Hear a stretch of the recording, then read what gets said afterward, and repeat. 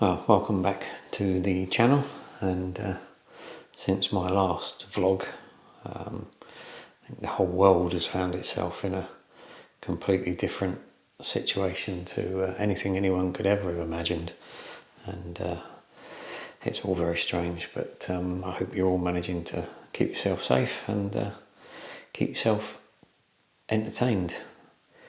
I am kind of, I don't know whether you say lucky or unlucky, but I do still have to work myself being a train driver. Obviously they want trains running to carry essential workers around, so yeah, I am kind of lucky that I can still get out of the house during this lockdown period, and it's only on my days off really that obviously I'm in the same situation as everybody else. So today, not being able to go out and do landscape photography, I thought I would attempt to do something a bit different indoors and try and do some sort of studio work, some product photography or something along them lines. And I got this space in the kitchen, this breakfast bar, and the plan is to get my background set up behind the breakfast bar, and it kind of would sweep down to create almost an infinity curve type setup, and I should be able to position a light here shining down onto whatever my subject is going to be here, which I haven't quite yet decided, but I thought I'd just show you how you can turn any space really into a small studio just with a few bits of equipment, and I'll try and get set up and come back to you when I have.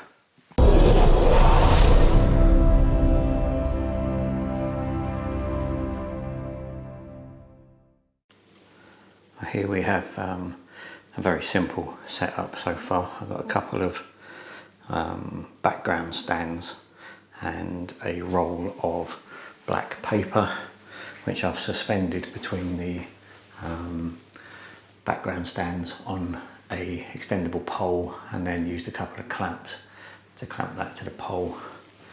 Created this background that comes down, and I got this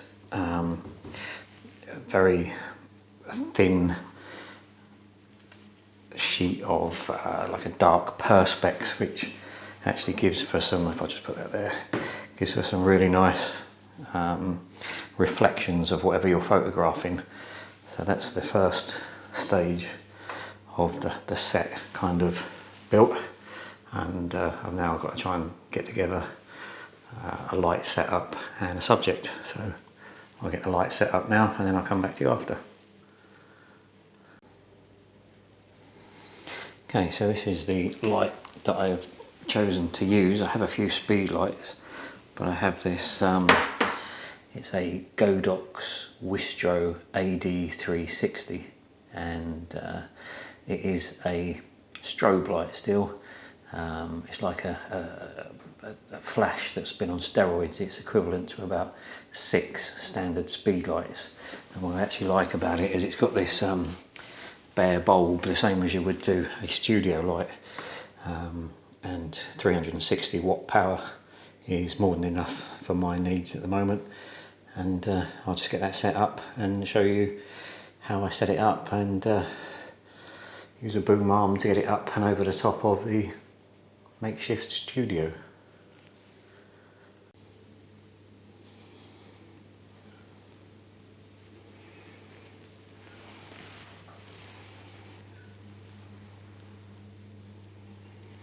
As you can see, the Godox Wistro 360 I've set up on, I don't know if you can make this out at the moment, a C stand. It's got this battery pack, and you can run 2 lights off of it, or what I've done here is there's a cable you can buy which connects to both ports and then comes up into the one unit, which makes your recycle time of the unit much faster.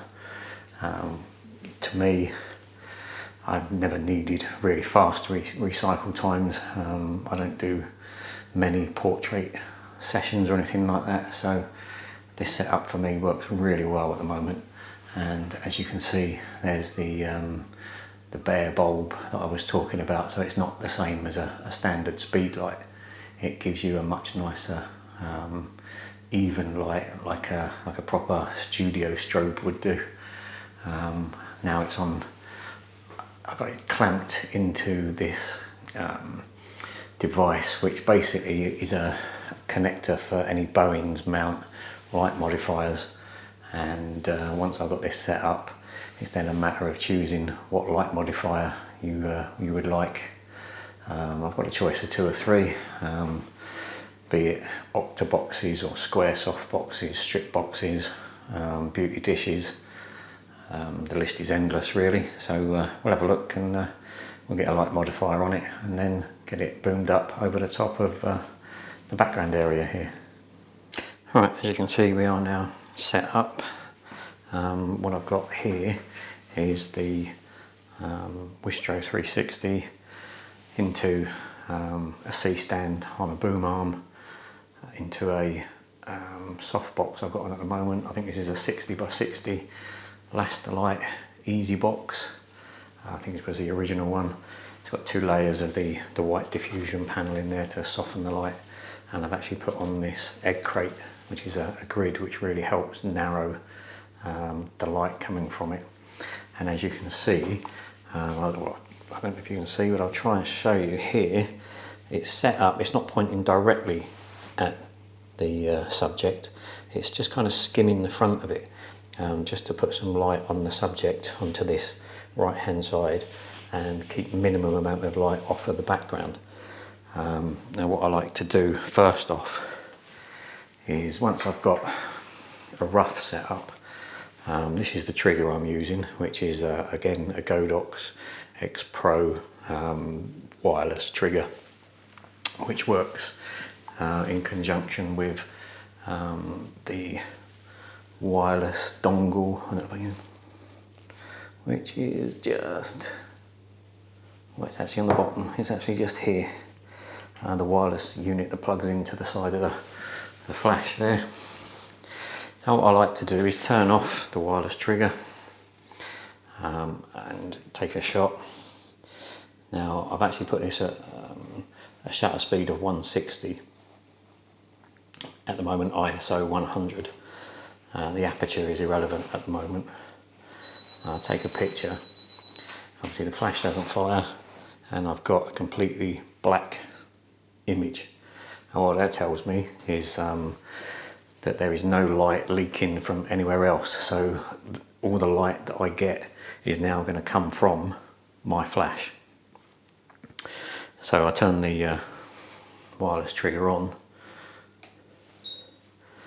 and you can alter on here the settings of the flash.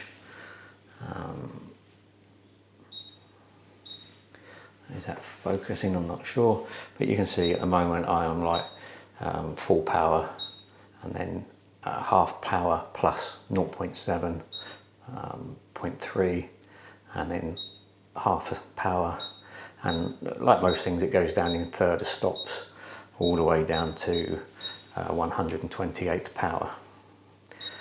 Now I know through experience this is going to be,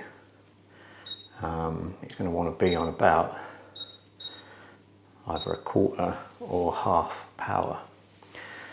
Now what you do is, what I do is I also use a light meter. This is the Seikonic Lightmaster Pro L478 DR meter. You turn the meter on, it's in flash mode. Now what you do is you press the measure button, and then you get about 30 seconds I think for the unit to measure the light that's coming from the flash. So now it's just waiting for a signal. If I press the tester signal, I now get a light coming from the softbox, and it's actually telling me now that that power on the flash, I need to set my aperture at 5.6. So what you come over and do is over to your camera, bring the aperture down to 5.6.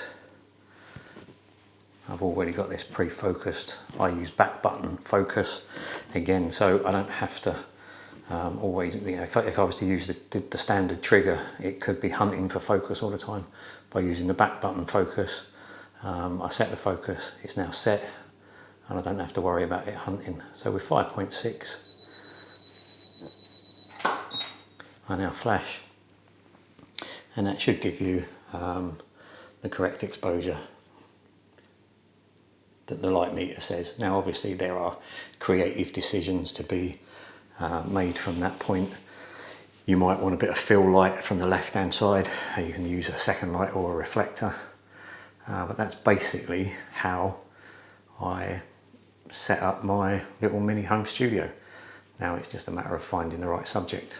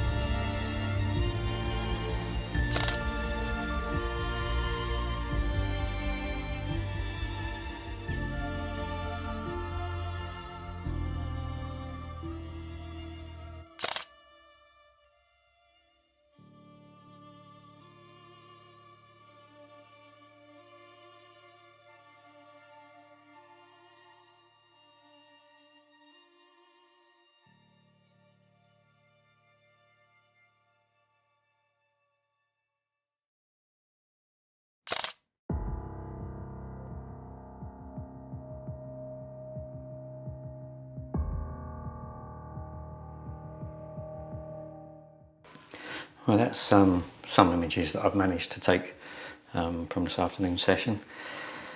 As you can see, it's quite a tight area, really. So you can set up a very small studio if you've got a bit of space. All the images that I took today were shot on the 5D Mark III. Is my main body. The lens I was using was the Canon 85mm prime 1.8. It's a nice prime lens, it's nice and sharp. It's a good focal range for any portrait type stuff. I'm by no means an expert in off-camera flash. It's something that I do enjoy, something that I do dabble with. I've done some portraits here of family members and friends. I'll put one or two of them images up for you as well that I've taken over the years. It's a very different vlog from me today, bearing in mind the constraints that we're all under at the moment, so you've got to go kind of do what you can. So I hope you found something interesting. If you've got any questions, please leave a comment below. If you like the video, give us a thumbs up, and if you haven't already, consider subscribing. And thanks very much, keep safe, and I'll see you again, who knows, when we get round to it. Thanks then.